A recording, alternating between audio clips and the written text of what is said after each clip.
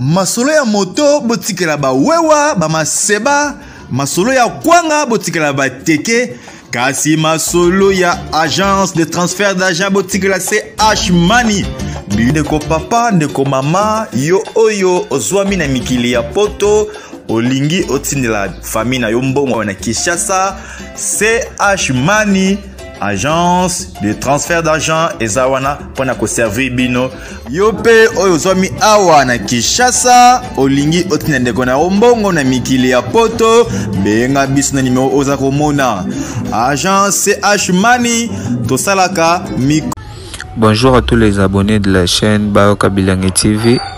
Le vlog d'aujourd'hui va commencer dans la commune de Kasavubu. Comme vous voyez ici, on est sur l'avenue Assosa. Dans la commune de Kasavubu, l'avenue Assosa comme vous voyez, et on continue la route pour vous montrer le quartier ONL de la commune de Kasavubu. Et nous continuons la route, nous sommes sur l'avenue Assosa et puis terrain Moreza Pembe no batwabeta football bana kave boebi yango bien terrain Assosa. Eza parmi les références à Minene et au Bokoki Vozonga place Toza. On est devant l'armée d'Isali. Eux avenue au Bozomona avenue Sandoa. Bana Kasavubu Boebi Yango. Biso Toza na Assosa. Sur l'avenue Assosa et nous continuons la route.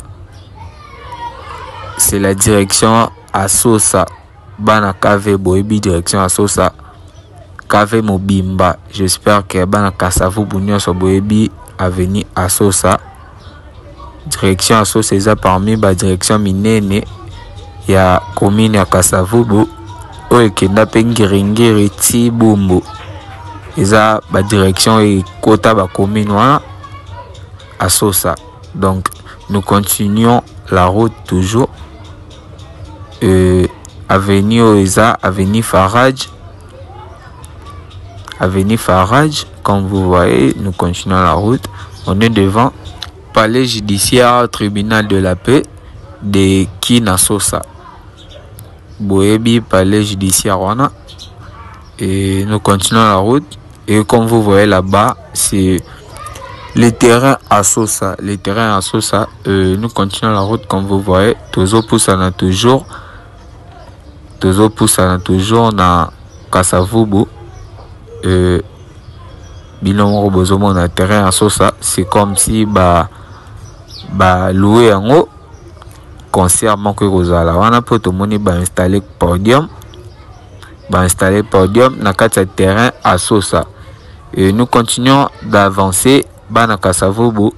Tozo laksa bino ba place na bino bosali ba plus de 15 ans 10 ans boye ba li susute évolution ya ba commune bofanda. Biso toza wana pona kozongisa bino lisusu na ba makanisi ya kotala lisusu mboka na bino ndenge nini ezokoma. To virer yango vers l'avenue Opala. Et comme vous voyez Opala bazo tiango prince comme Birmanie comme prince. Toza na Opala tozo matango vers Birmanie. Opala to matango vers Birmanie. Yomorotala l'avenue Opala bazo tiango prince et puis avenue en Opala batongi banda couper lisusu ya bien lisusu. Et ça fait aussi plaisir de voir que ba commune ezo continue à évoluer. Misala peso salama comme vous voyez. Bana kave boebi commune na bino bomoni ndenge nini évolution ezo kende. Ndenge nini quartier na bino Ezokoma toujours. On est sur le quartier ONL dans la commune de Kasavubu. Bino Mokobotala, quartier ONL na commune de Kasavubu. Et tozana kati ya avenue Opala. Tozana kati avenue Opala. Ndenge ka bozomona sur l'avenue Opala. Et tozo continue toujours à avancer. Bino Mokobozomona Kinshasa la Belle. On est sur la commune de Kasavubu. Bazotia Opala Oyo Prince Yasika. Batu baebi awa na Opala na niveau ya Assosa tozomata vers Birmanie. tozomata vers Birmanie bino moko bozomona asosa vers Birmanie sur l'avenue Opala, et nous continuons d'avancer bino moko bozomona ndenge nini avenue Opala ekoma bandako lisusu ezotongama et puis na ba o etongama ezosala lisusu bien lisusu na avenue. Nous continuons d'avancer sur la commune de Kasavubu. La commune de Kasavubu dans les quartiers ONL, et nous continuons d'avancer. Toujours ndenge kaka ezalaka na bilili ya lelo sur le vlog. On parle de la commune de Kasavubu dans les quartiers ONL, et toujours sur l'avenue Opala. Bana poto de partout, bozomon avenue Opala. Et nous montons vers la direction de Birmanie. Nous continuons d'avancer comme toujours. Bana kave nebi ke bozala fier na commune na bino. Nebi ke bino bosala lolendo po na commune na bino. Bota la commune na bino ndenge zo développer. Tozomona toujours ndenge tolobara ba vidéo eza audio te. Bozomona ndenge nini baninga bazobongisa ya bango commune. Toujours ezokoma toujours kitoko. Comme vous voyez, on est sur la direction de Birmanie. Bana kave Birmanie, touti Opala, tozo matango vers la direction de Birmanie. Comme vous voyez ici, on est sur l'avenue de Birmanie. Avenue Oelandi, et avenue Lukando. Bana kave bozo se rappeler mba marona place oyo, j'espère pour eza ba place oyo eyebani déjà. Birmanie oyo euti kokota prince ekotaki prince bino moko bozomona bato ebele batikaki prince oyo te ya Birmanie, mais Birmanie ekota prince ndenge bozomona Birmanie na niveau ya Opala, ndenge bozomona na Opala tomatiango vers avenue Lukando, ndenge bozomona avenue oyo na filme ndako wana eza na avenue Lukando oyo toza. Et toujours continuer que poussana toujours dans la commune de Kasavubu. Bana kave boyebi ke bino bozala fier na kave na bino. Lido Ludovic na Switzerland. Rita Mingi, mère sociale. Henri Kitata Kumeso na yebi ke ozolanda nga na émission na nga ya lelo. On est en direct de la direction de Birmanie. On est en direct de la direction de Birmanie, comme vous voyez ici. Toujours continuer, toujours kopusana. Binomoko bozomona.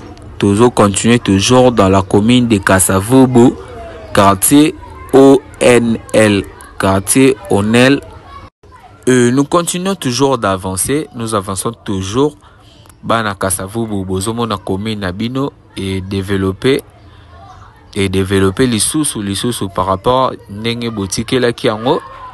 Birmanie ekota prince tozo bimango vers avenue Force de la République. Binomo bozomo na ba place tozaleli. On est dans la commune de Kasavubu et puis Kasavubu est comme propre les sous. Et nous avançons toujours tozo salango ndenge kakezalaka. Tozo continuer toujours sur la direction de Birmanie. Bana Birmanie bozomo na direction na bino bovanda ndenge koma lisusu. Sur la direction de Birmanie dans la commune de Kasavubu, précisément sur l'avenue Force Publique qui en est arrivé. Comme vous voyez, on est arrivé sur l'avenue Force Publique dans la direction de Birmanie dans la commune de Kasavubu. Bana kave boyebi mingi tozopesa ba précision ya ba direction parce que awande ba référence et beleza la na ba direction bana Kasavubu na direction ya Birmanie. Vous reconnaître place tozaleli toza sur l'avenue Force Publique. Comme vous voyez ici, on est sur l'avenue Force Publique. Vous reconnaître endroit oyo na utaki koyebisa bino ke Birmanie ekotaki prince, Birmanie ekota prince. Comme vous voyez, prince nango esuki sur l'avenue Sport. Et nous continuons toujours d'avancer aujourd'hui sur le vlog de la Kisibino la commune de Kasavubu, bana Kasavubu, bamoni commune na bango, et puis basenga kiango. Et comme toujours, je vous dis de liker, commenter, partager pour avoir encore plus de vidéos. Continuez toujours de faire ça. Et que ça la lisusuka, tout continuer côté la bino, ba vlog na biso sur le YouTube. Vous continuez toujours copier sa biso force. Dès que ça la keno, tout continuer côté la bino, ba émission na biso. Nous continuons toujours d'avancer, comme vous voyez, on est sur la direction de Birmanie. Et nous continuons d'avancer comme vous voyez. Comme toujours, Naebi Sarabino, Soki Bolingito le Kabakome Nabino, bo continuez toujours à commenter, bo singaka na ba commentaire et na ba commentaire et kozala mbala makonde tokoki ko répondre bino parce que ce qui au comité moi to eba ezate photo eba place oyo bolingito le kapo tozo sala ngonde pona bino. Et puis bino nde fo bosengaka ndenge bozomona toleki na kave bana kave basengaki lisusu toleka na commune na bango ya Kasavubu. Et nous sommes retournés dans la commune de Kasavubu pour vous montrer parce que basengaki biso yango. Comme vous voyez ici, on est dans la commune de Kasavubu, comme vous voyez précisément sur l'école lycée Kasavubu. Et nous continuons la route, nous continuons toujours d'avancer. Toujours poussana toujours ndenge zalaka na commune ya Kasavubu. Continuez toujours de liker, commenter, partager. Partager, c'est très important. Faut vous partager la vidéo, pas bateau boyebi, muto bofanane commune moko ou la kisi koto na bino ndenge koma et ko sala epe lisusu bien comment na place où ya fanda bazola kisa yango ndenge koma. Po tozola kisa toujours bino Kinshasa surtout na ba évolution. Évolution boutique la kingo zalaki ndenge nini commune ndenge nini. Comme vous voyez, on est sur l'avenue Lisala, comme vous voyez l'avenue Lisala sur la direction de Birmanie. Tozozo ngango vers Asosa. Tozo la Sabino ba avenue ndenge koma tozongi Lisala vers Asosa. Nous continuons d'avancer comme vous voyez. Tozo continuer toujours nzela na biso ya lelo. Tozo poussana toujours Sandra Fashion, vrai chérie na Paris. Na pesio bambote et j'espère que ozolanda biso na émission ya lelo. Ilus Ilunga na derby na pesio bambote et j'espère que ozolanda ngai na émission parce que bino boza balandi minene émission na biso ya Bayoka Bilenge TV. Et nous continuons toujours d'avancer comme d'habitude. Tozo poussa na pona kolakisa bino ndenge nini commune ya Kasavubu ekomela. Nous continuons toujours d'avancer. Tozo poussana toujours ndenge zalara. Yulia Makuma na pesio bambote ebele.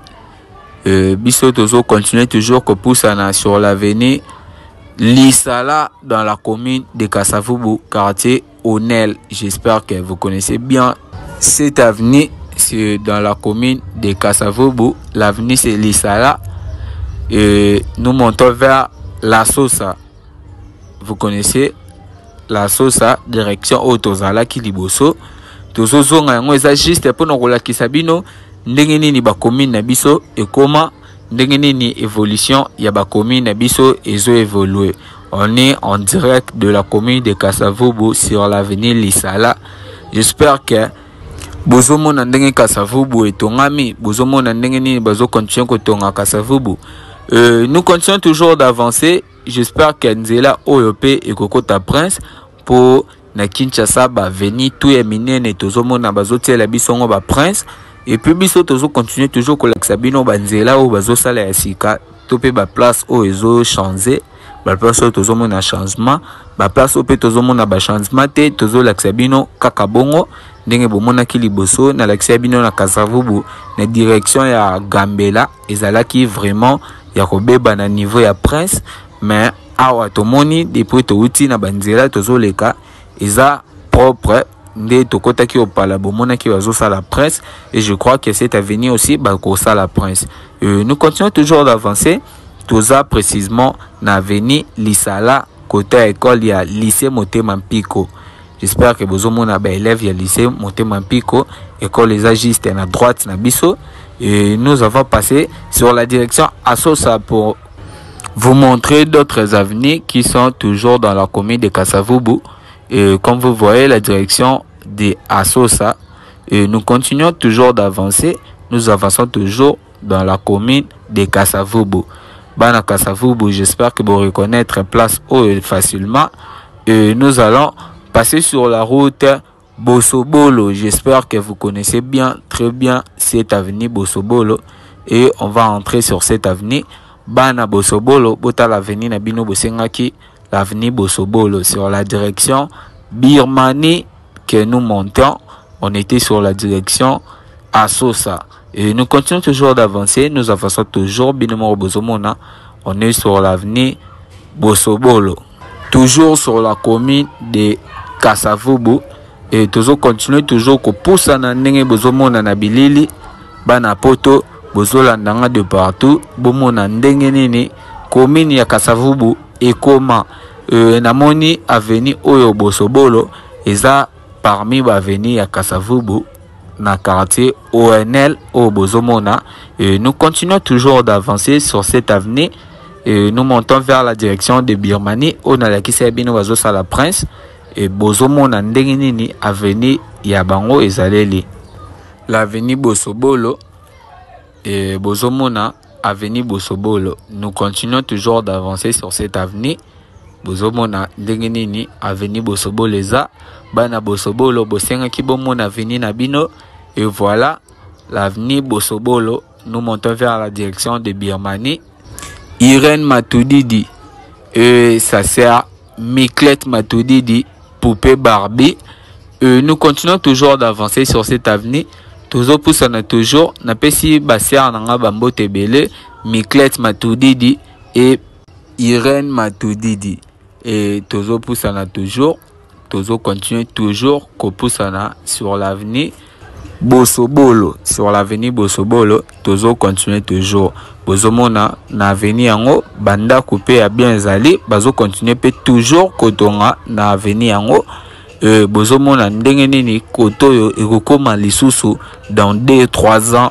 J'espère que koto so yo somba lopango façon ba ko taxer yo pour commune ils ont continué kokoma toujours propre ndenge kaka bozomona. Et nous continuons toujours d'avancer, nous avançons toujours comme d'habitude. Bana poto bozomona commune ya Kasavubu. Bozomona commune ya Kasavubu sur l'avenue Bosobolo. On est en direct de commune de Kasavubu. On est en direct des communes de Kasavubu.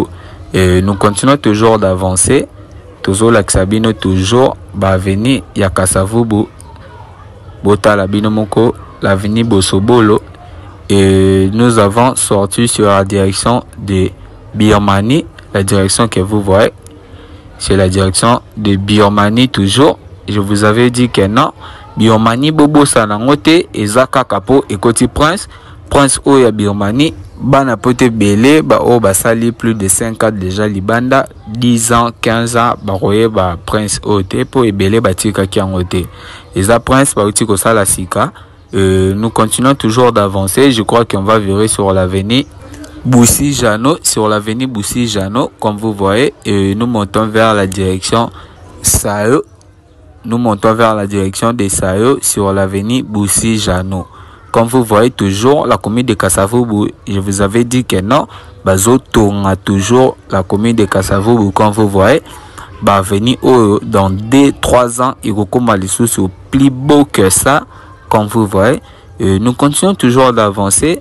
Toujours continuer toujours bon mon ndenge ni banda ko telemi bana poto bazo tonga toujours na commune na Kasavubu bana poto belé basombi na commune na Kasavubu. On est sur l'avenue Boussi Jano. Nous montons vers la direction de Sao. Bana kave belé baroye ba place oyo po ba fanda awa bazo reconnaître déjà ba place na bango nde bozo mona koto eza ba garage ba place moso ba tara couleur et moni ba courager ba ça la cop na bango. Et nous continuons toujours d'avancer toujours poussa na toujours bana Kinshasa bozo mona on est en direct de la commune de Kasavubu, de la commune de Kasavubu. Et nous continuons toujours d'avancer vers la direction de Sao. Nous continuons vers la direction de Sao. Bana poto bazolandanga bozo mona on est sur l'avenue Boussi Jano, toujours dans la commune de Kasavubu. N'oubliez pas, on est sur l'avenue Boussi Jano, toujours dans la commune de Kasavubu. Nous continuons toujours d'avancer, nous avançons toujours vers la direction de Sayo pour vous montrer encore d'autres avenues comme toujours. On va vous montrer encore d'autres avenues. Nous continuons toujours d'avancer comme d'habitude, comme vous voyez ici. Nous sommes sur l'avenue Boussi Jano, nous montons vers la direction de Sayo. Nous continuons toujours la route, nous continuons d'avancer comme d'habitude. Toujours poussana toujours. Bana kave bazomo na commune na bino botala la commune na bino ndenge koma. Continuez de regarder la vidéo jusqu'à la fin et c'est à la fin que vous allez juger. C'est à la fin vous allez coter sur 10 si la commune de Kasavubu a réussi combien sur 10 selon vous, selon ndenge bozomo ne la commune ndenge koki kozalela commune ya Kasavubu bopesa combien sur 10. Nous continuons toujours d'avancer. Je sais que bana kave bazara fier na commune na bango et en toujours la commune na bango na quartier ONL, toujours dans la commune de Kasavubu comme d'habitude. Bana kave de partout, bana poto bozola nangai na émission lelo. C'est par là que nazola Sabino commune ya Kasavubu. Et ngambo ana bozomona c'est toujours dans les quartiers ONL. Toujours continuer toujours, on est sur la direction de Sayo. J'espère que vous avez déjà direction Oyo. Direction ya Sayo. Toujours continuer et puis on va virer dans une avenue qui sont juste des côtés. Nous continuons toujours d'avancer. Nous étions sur l'avenue Boussi Jano et l'avenue suivante c'est Boussi Melo. L'avenue suivante c'est Boussi Melo et nous allons vers l'avenue Boussi Melo et nous continuons toujours la route. On est sur la direction de Sayo, comme vous voyez. On est sur la direction de Sayo et nous continuons toujours la route. Nous continuons toujours d'avancer comme d'habitude. L'avenue que vous voyez ici, c'est l'avenue Boussi Melo. Et nous, on va entrer sur l'avenue suivante. L'avenue suivante, c'est l'avenue Irebu. Et on va passer dans cette avenue. Et comme vous voyez, nous continuons toujours la route sur la direction Sayo, toujours dans la commune de Kasavubu, quartier Onel. Nous continuons toujours d'avancer. Nous avançons toujours comme d'habitude. Bana poto bozomona Kinshasa, précisément dans la commune de Kasavubu, quartier Onel. Binomoko bozomona ndenge ni kave ezaleli. Je crois qu'on va passer dans cette avenue. L'avenue c'est Irebu. J'espère que vous connaissez très bien cette avenue. C'est Irebu, toujours dans la commune de Kasavubu. Précisément, on est entre la direction de Sayo et nous descendons vers la direction de Birmanie. Comme vous voyez, et nous continuons toujours d'avancer comme d'habitude. Toujours poussana bana Sayo, bozomona bana Sayo na Irebu na Birmanie bozomona ndenge nini avenue na bino Irebu ezaleli bozomona na bilili. C'est dans la commune de Kasavubu que on voit tout ça. Et nous continuons toujours d'avancer. Nous avançons toujours sur cette avenue Irebu. Bana Irebu bozomona avenue na bino ndenge eza ndenge nini avenue na bino ezaleli. Et j'espère que vous remarquez moi différence ya ba avenue à Kasavubu par rapport à ndenge zalela kiliboso na ndenge zokoma. Et nous continuons toujours d'avancer. Nous avançons toujours comme d'habitude. Ndenge kaka ezalaka na bilili na biso ya Bayoka Bilengi TV. Boyebi kaka ndenge tosengaka bino toujours bo liker, commenter, partager pour avoir encore plus de vidéos. Soki boza na posta toleka na commune na bino, commenter comment juste commune na bino ou quartier na bino. Biso tokoleka wana yozala toujours connecté pour na korater te image au kosenga. Toujours continuer toujours sur l'avenue Irebu, toujours bimango vers la direction de Birmanie, touti vers Sayo, toujours bima vers Birmanie na avenue Irebu. Et bozomona ndenge nini bazotonga toujours ba avenue yango. Binomoko bozomona ba avenue ezo continuer toujours kotongama nano esilite.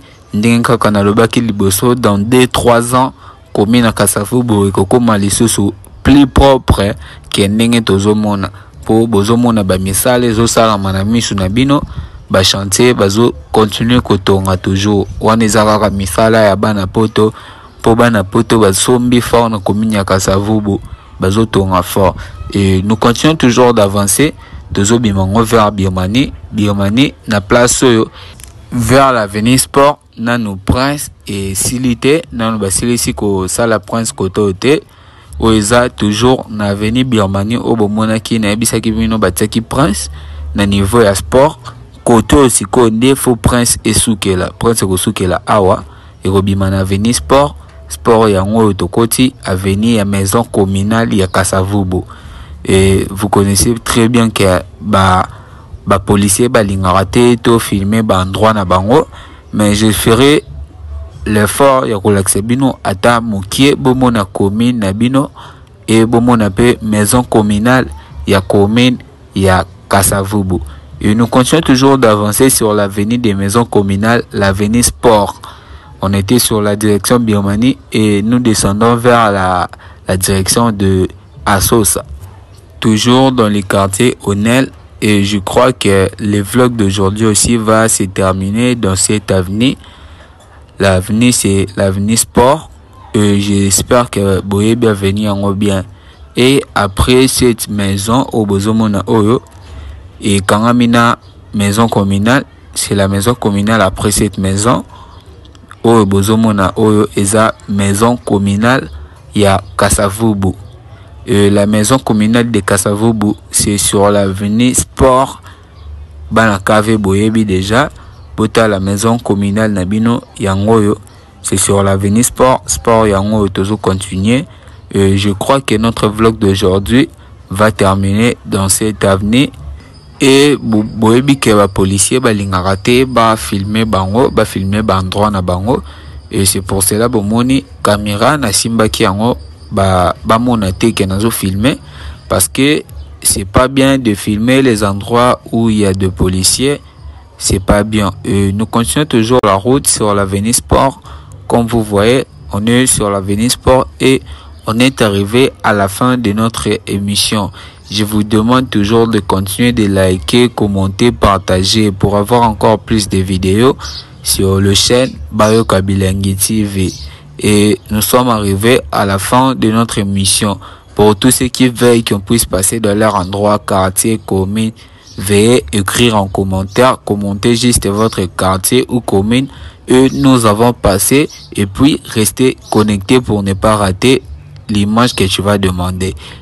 Nous sommes arrivés à la fin de notre émission. Je crois qu'on se retrouve à la prochaine vidéo. Ciao.